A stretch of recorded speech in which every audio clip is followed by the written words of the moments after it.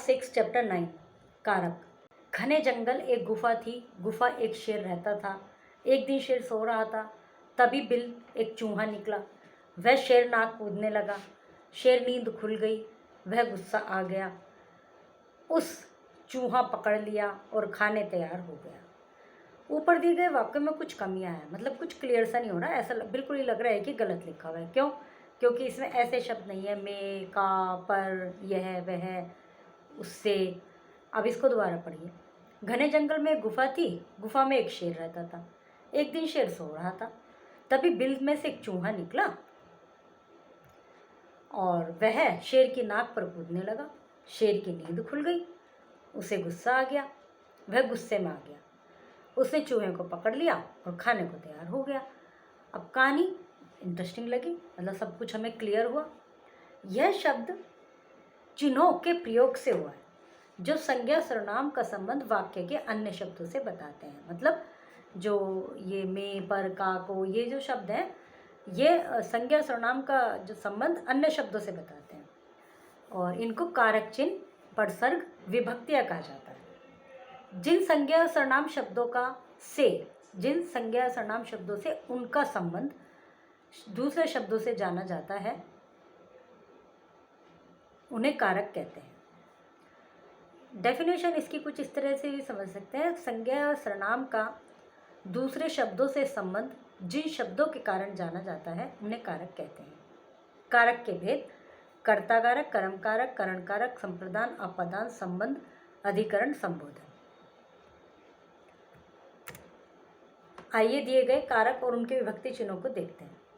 सबसे पहले कर्ता ने जो काम करता है, रमेश ने आम तोड़े। कर्म को जिस पर क्रिया का फल पड़े, जिसको इंग्लिश में कहते हैं ऑब्जेक्ट। वर्ब का क्रिया का इफेक्ट जिस पर पड़ रहा है वो कर्म होता है। कलम को, कलम मतलब कलम को उठाकर रखना है, तो जो रखने का जो काम हो रहा है उसका प्रभाव कलम पर पड़ रहा है, तो इसलिए कर्म। करण से द्वारा, जिस साधन के द्वारा काम किया जाए। गोपाल खिलौनों से खेल रहा है। संप्रदान को के लिए, जिसके लिए काम किया जाए। मैंने आपके लिए सूट खरीदा है। अपादान से, किसी वस्तु से अलग होना। तारा की आंखों से आंसू निकल पड़े, मतलब से यहाँ आया है, अलग हो गया। संबंध का, के, की, रा, रे, री, दो शब्दों का संबंध जोड़े। साक्षी की बहन आई है। अधिकरण में, पर, जिसमें, जिस पर कर्ता काम करे। टेबल पर पुस्तक रखी है। संबोधन हे, अरे, ओ, जिससे किसी को बुलाया जाए। अरे तुम कब आई। जानते हैं इनके बारे में विस्तार से। संज्ञा या सर्वनाम के जिस रूप से क्रिया के करने वाले का बोध हो, उसे कर्ता कारक कहते हैं। जैसे मोहित कहानी सुना रहा है, तो मोहित करता है और इनका कई बार कर्ता कारक का लोप हो जाता है। जैसे मोहित ने कहानी सुनाई, तो बात तो एक ही है, इसमें ने लग गया, उसे मोहित कहानी सुना रहा है। ऊपर दिए गए वाक्य में सुना रहा है, सुनाई क्रियाएं हैं। अब प्रश्न करें कि कौन, किससे, क्या, तो उत्तर मिलेगा मोहित से। स्पष्ट है कि मोहित करता है। कर्ता कारक के साथ ने विभक्ति का प्रयोग हो भी सकता है और नहीं भी। कभी कभी कर्ता कारक के लिए को प्रसर्ग का प्रयोग होता है, ने के अलावा को का, ने के बजाय। तानिया को दवाई लानी है। तानिया को कर्मवाच्य तथा भाववाच्य में से के द्वारा का प्रयोग होता है, नेहा द्वारा। जैसे कर्तावाच्य कर्मवाच्य होते हैं, तो कर्मवाच्य में नेहा द्वारा पढ़ाई की जा रही है, दादाजी से चला नहीं जाता। फिर है कर्म कारक, जिस कार्य को कर्ता करे उसे कर्म कारक कहते हैं। दूसरे शब्दों में ये भी कह सकते हैं, जिस पर जो कर्ता क्रिया कर रहा है, जो कर्ता कर रहा है, उसका इफेक्ट जिस पर पड़ रहा है उसको कर्म कारक कह सकते हैं। जैसे रामू पौधा लगाता है या रामू पौधों को लगाता है, तो दोनों ही बात में सेम बात है, अर्थ एक ही है। ऊपर दिए गए वाक्य में क्रिया के साथ प्रश्न करें कि क्या लगाता है, तो उत्तर मिलेगा पौधा। तो ये जो पौधा, पौधे को कर्म कारक है। इसमें को प्रसर्ग लिखा भी हो सकता है, नहीं भी। करण कारक, कर्ता जिस माध्यम से क्रिया करता है वही करण कारक होता है। पीहू फूलों से रंगोली बनाती है। वाक्य में पूछें कि रंगोली किससे बनाती है, तो उत्तर मिलेगा फूलों से। तो तात्पर्य यह है कि फूल साधन है, उसके द्वारा काम हो रहा है, तो से यहाँ पर आया है क्योंकि करण साधन है। अभी आगे भी से आएगा, लेकिन दोनों में डिफरेंस है, वो भी आगे देखेंगे। तो काम जो है फूलों से हो रहा है, के द्वारा, के साथ, द्वारा, ये सब। हेमा कार द्वारा दिल्ली चली गई, तो द्वारा करण कारक।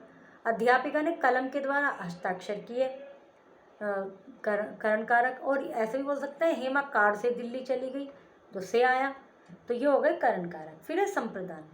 वाक्य में कर्ता जिसके लिए क्रिया करें वहाँ संप्रदान कारक होता है। जैसे माँ ने आरू के लिए उपहार खरीदा, या माँ द्वारा आरू को उपहार दिया गया। इस वाक्य में पूछे प्रश्न कि किसके लिए उपहार खरीदा गया, किसको उपहार दिया गया, तो उत्तर है आरू के लिए या आरू को, तो ये संप्रदान कारक है। संप्रदान कारक और कर्म कारक दोनों के परसर्ग को हैं, पर दोनों में अंतर है। वाक्य में जिस संज्ञा पद पर क्रिया का प्रभाव पड़ता है वह कर्म कारक होता है, जबकि संप्रदान में के लिए के वास्ते का भाव मुख्य रहता है। तो दोनों में अंतर समझ में आ गया। और दोनों का देने के अर्थ में को का प्रयोग भी संप्रदान कारक में होता है। फिर अपादान कारक। वाक्य में जिस संज्ञा या सर्वनाम से अलग होने का बोध हो उसे अपादान कारक कहते हैं। जैसे राहुल के हाथ से जग गिर गया, अभी हमने ऊपर एग्जाम्पल दिया था हेमा कार से दिल्ली गई, तो वहाँ भी है से और यहाँ भी है से, लेकिन यहाँ पर है अलग होने का बोध, वहाँ साधन के रूप में है। तो वाक्य प्रश्न करें कहाँ से गिर गया जग, हाथ से, अलग होने का भाव है, अतः अपादान कारक है। इसके अलावा जिन शब्दों में निकलना, सीखना, तुलना, घृणा, भय, ईर्ष्या, दूरी आदि का बोध हो वे भी अपादान कारक होते हैं। जैसे रवि, सोनम रवि से अच्छा गाती है, अध्यापिका कार से उतरी, तो अलग होने का हो गया है। मुन्ना पटाखों की आवाज से डर गया। करण कारक का परसर्ग भी से है, परंतु ध्यान रहे अर्थ की दृष्टि से दोनों अलग है। करण कारक में यह साधन के रूप में होता है और अपादान कारक में यह अलगाव के रूप में होता है। महक फूलों से गुलदस्ता बनाती है, महक कुर्सी से गिर गई, तो दोनों में अंतर समझ में आ गया। पहले करण कारक, दूसरे में अपादान कारक। फिर है संबंध कारक। किसी एक संज्ञा सर्वनाम का वाक्य की दूसरी संज्ञा सर्वनाम से संबंध बताया जाए तो उसे संबंध कारक कहते हैं। जैसे आज नीरज भाई का जन्मदिन है, इस वाक्य में प्रश्न करें किसका जन्मदिन है, तो नीरज का। नीरज और जन्मदिन का यहाँ आपस में संबंध होने के कारण संबंध कारक है। इनमें का, की, के, रा, री, रे परसर्ग चिन्ह होते हैं। फिर अधिकरण कारक। संज्ञा के जिस रूप से क्रिया के आधार का बोध हो उसे अधिकरण कारक कहते हैं। जैसे चिड़िया वृक्ष की डाल पर बैठी है, प्रश्न किया जाए कि चिड़िया कहाँ बैठी है, तो उत्तर होगा डाल पर। स्पष्ट है यहाँ अधिकरण कारक है। में पर आदि अधिकरण कारक के परसर्ग है। रस्सी पर कपड़े सूख रहे हैं, अध्यापिका कक्षा में पढ़ा रही है।